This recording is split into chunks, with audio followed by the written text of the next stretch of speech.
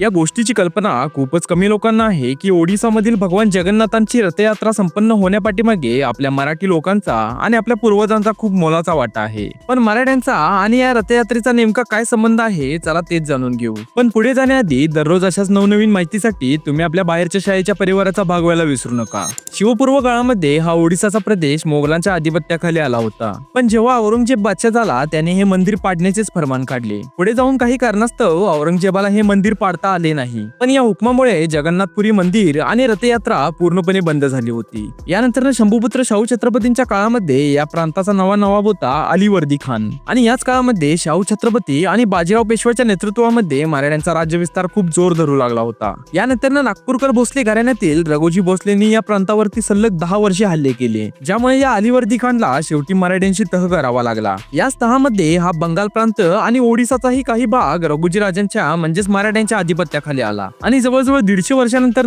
ओडिसा प्रांत स्वतंत्र झाला. यानंतर मराठ्यांनी ही बंद पडलेली रथयात्रा पुन्हा सुरू केली आणि हे मंदिरही सर्वांसाठी खुले केले.